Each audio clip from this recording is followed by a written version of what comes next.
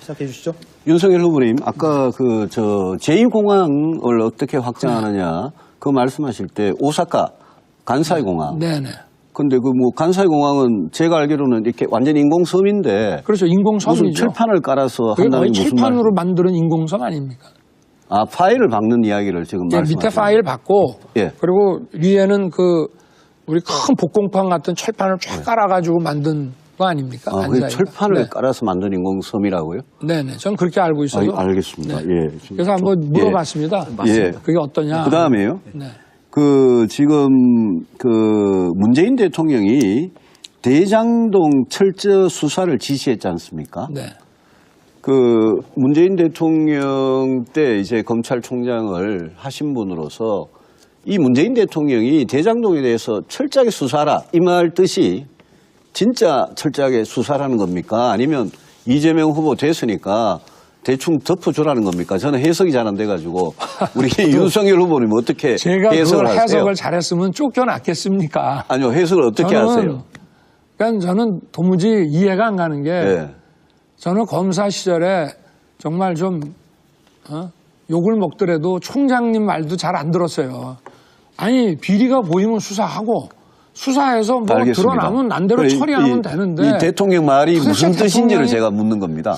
글쎄요, 무슨 저는 뜻인지 뭐 모르시겠다고요. 순진하게 예. 제가 이 말귀를 원래 잘 못 알아듣거든요. 예, 저는 알겠습니다. 저보고도 왜 예.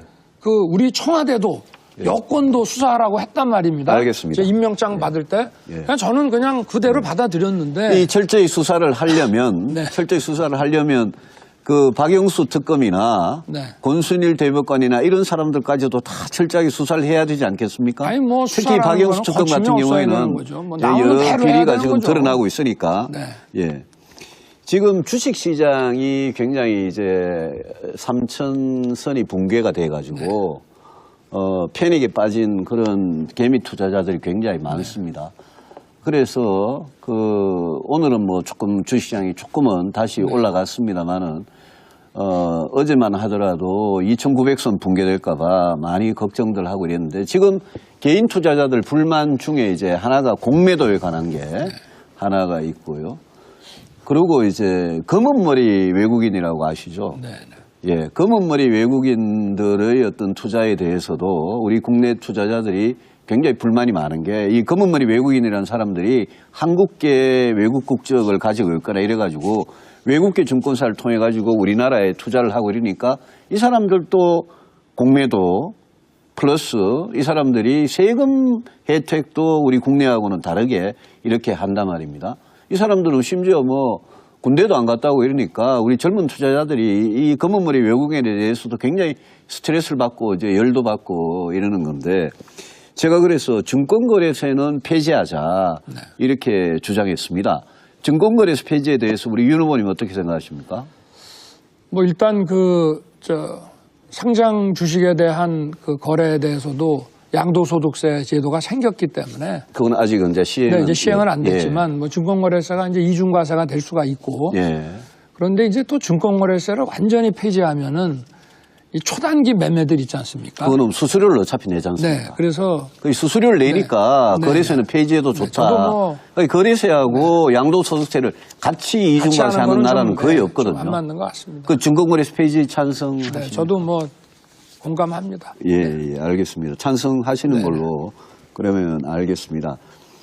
후보님, 예, 지난번에 복지정책, 우리 윤석열 후보님이 복지정책이 뭐냐 이렇게 제가 질문을 드렸더니 두텁게 또 규모의 경제 이렇게 말씀하셨는데 제가 그때 시간이 없어가지고 이거를 제 질문을 못 했는데요.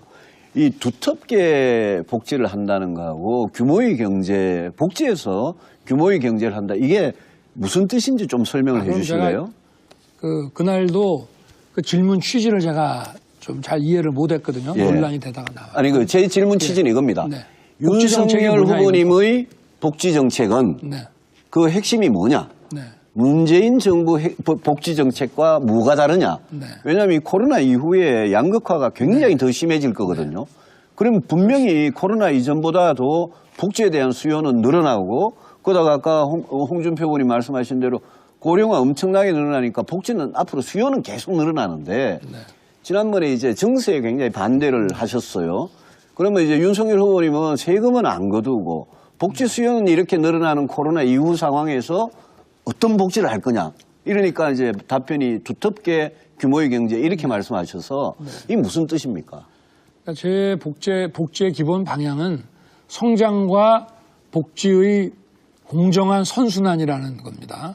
그런데 그 중에 복지로서 복지는 예. 근데 이제 제가 그 증세에 대해서 좀 증세를 너무 우리가 서두르지 말아야 되는 이유가 지금 우리가 급속히 지금 그 노령화되고 있지 않습니까? 알겠습니다. 그러다 보니까 돈이 너무 많이 드니까 그러니까 가급적이면은 지금 아주 좀 쫄라매야 된다. 그러니까 윤 후보님의 복지 정책은 문재인 정부와 비교하면 어떻게 됩니까? 늡니까, 줍니까, 동결입니까? 제가 이 질문을 드렸거든요. 그러니까 그때 말씀을 하셨는데 예. 문재인 정부의 그 소위 그 복지 지출이라는 게 예.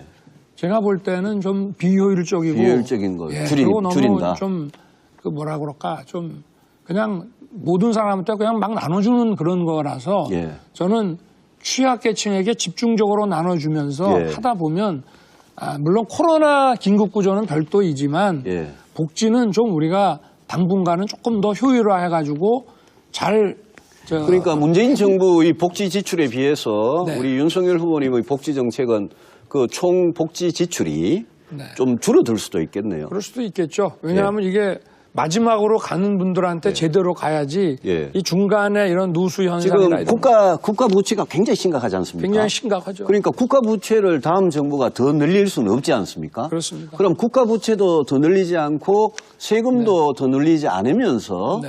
복지를 할 수는 하는 방법이 아예 없거든요. 아니, 그러니까 문재인 정부의 복지, 궁극적으로는 저도 건강보험이든 우리 뭐 여러 후보님 가지 지출에 말씀대로 비해서 네, 우리 증세도 윤석열 후보님은 좀 필요합니다.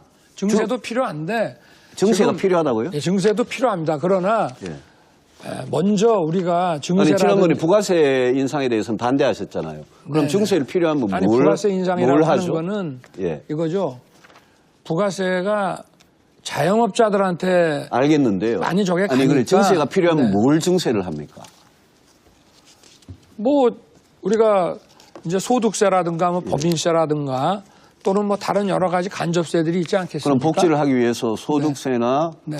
그 법인세를 올릴 수도 있다. 네. 간접세는 부가세가 대표적인 간접세죠. 네, 물론이지만 예. 부가세는 이제 자영업자인 경우에는 예.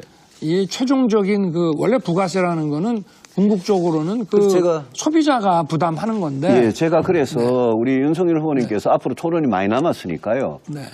윤석열 후보님의 복지 정책은 이 코로나 이후에 심각한 양극화 시대에 나는 전임 정부, 문재인 정부가 어떻게 다르게 하겠다. 마무리해 주시기 바랍니다. 이 그림이 제가 굉장히 궁금했고 다음에 또